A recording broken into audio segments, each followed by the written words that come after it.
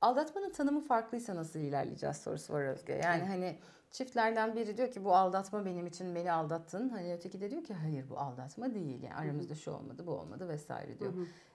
Nasıl ilerliyoruz Gatman çift Evet. terapisinde fark varsa?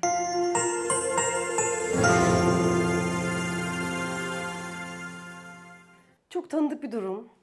Seanslardan falan o kadar alışkınım ki yani bu duruma hemen gözümün önüne böyle vakalar geliyor. İşte ya sadece bir mesajlaşmaydı. Hiçbir şeyi yok. İşte aldatma sayılabilecek bir şey yok. Veya birini like'ladım işte. Birini takip etmeye başladım sosyal medyadan şudur budur. Bunun gibi hani diğer partnerin işte yoğun olarak bunu böyle bir güven problemi, bir aldatma olarak hissettiği ama diğer partnerin bunun kesinlikle öyle olmadığını düşündüğü, yani ikisi için aldatmanın tanımının farklı olduğu pek çok durumla karşılaşıyoruz. Bizim için şu çok önemli. Birisi için bile yani o herhangi bir şekilde bir güvensizlik, aldatma yaratan bir durumsa, onun için işte partnerinle olan ilişkisini güven kırılmasına yaşatacak, işte ona daha az güvenmesini sağlayacak, karşı tarafa bir ilgisinin olduğunu düşünmesi bile aldatma sayılıyor olabilir. Yani önemli olan kişinin nasıl tanımladığı şeyden bağımsız olarak hani şöyle bir durumumuz yok. Sözlüğü açtık, aldatma nedir? Hani bu sadece işte cinsel birliktelikler aldatmadır ya da sadece işte duygusal olarak işte birlikte bir araya gelip vakit geçiren biri aldatmış sayılır gibi bir tanımımız yok.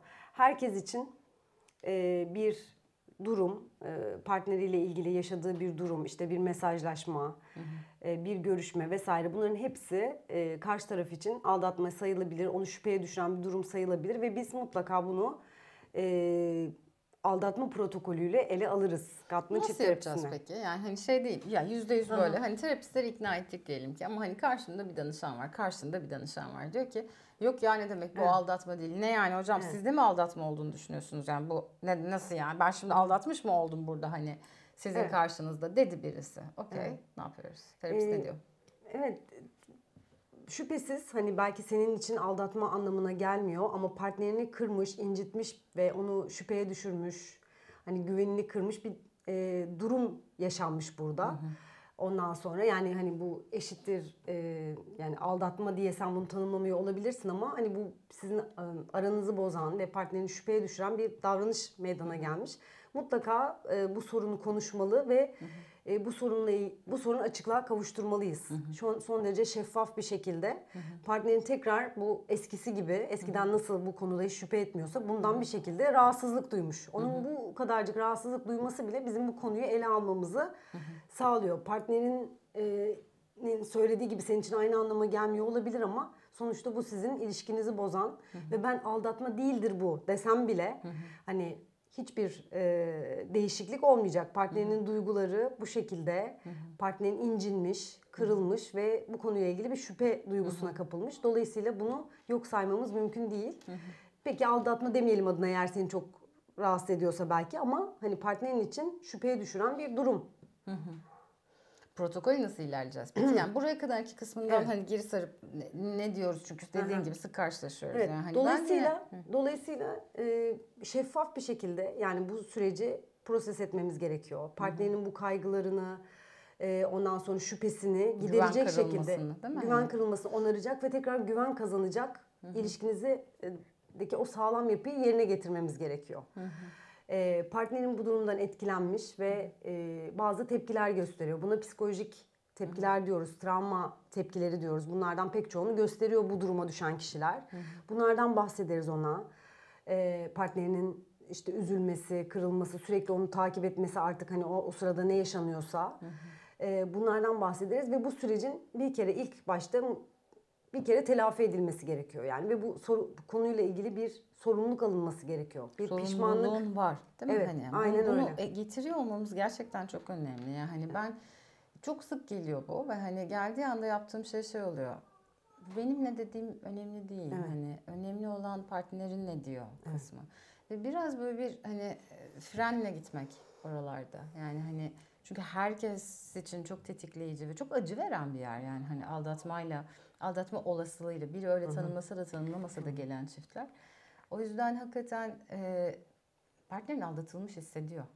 Yani hani Ayşe ya da Ahmet hani burada aldatılmış hissediyor. Ve bu hani zaten buradaki güveni tamamen yıkmış vaziyette. Yani hani bu evde bir deprem olmuş. Sen istersen adına deprem de, istersen ya yan bina yıkıldı benimle ne alakası vardı, ama bu evde bir deprem oldu. Ve bir yıkım var. Ve o yıkımın önce güvenli hale getirilmesi gerekiyor.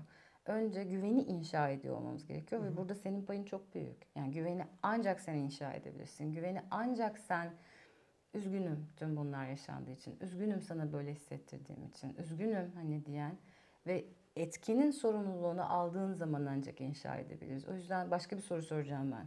Adına ne dediğimiz önemli değil ama bundan sonrasında bu ilişki daha iyi bir yere gitsin istiyor musun? Bundan sonrasında mutlu olabilmek istiyor musun hani bu partnerle, bu ilişki içerisinde? Çünkü tanımlamadan çok hissettiği önemli, yani tam da dediğin gibi. Ve hani eğer bunu hissediyorsa okey, güven yıkıldı demek. O zaman güven yeniden inşa edilecek ve burada sen ediyor olacaksın. Benim yardımlarımla elbette. Güven yeniden inşa edilebilir bir şey, merak etmeyin.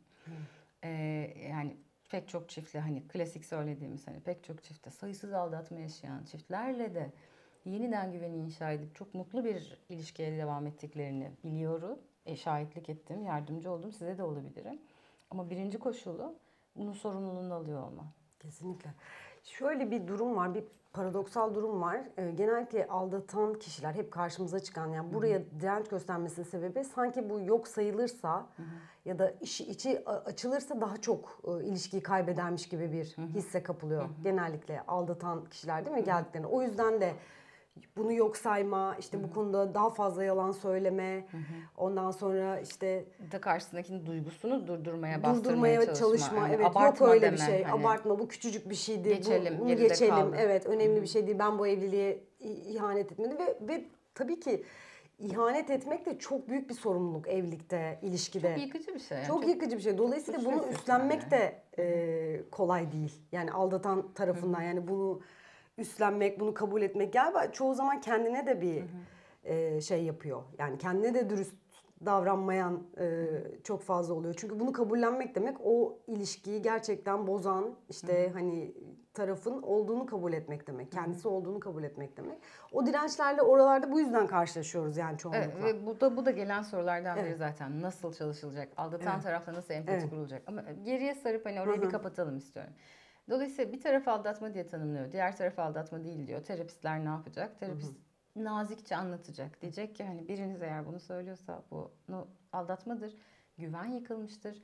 Önce telafi edilmesi gerekir. Ardından bu ilişki güçlendirilecek hani ve yeni bir ilişkiye geçecek aşamalara gideceğiz. Belki burada keskin bir şekilde birinci evliliğiniz bitti, ikinci evliliğe geçiyoruz demeyeceğiz. Bilmiyorum. Bazen diyoruz da. Ama mutlaka önce telafi edilmesi gerektiğini ve telafi etmekle sorumlu olan kişinin de hani bu aldatma değil diyen, aslında sorumluluğu tamamen atmak isteyen tarafta duran kişi olduğunu nazikçe anlatıp süreç bilgilendirmesi yapıp onlarla bu şekilde ilerliyor olacağız. Yani yine telafi süreciyle başlayacağız. Telafiyi sağlayacağız. Ardından diğer sonrasında ilişkiyi yapılandırıyor olacağız.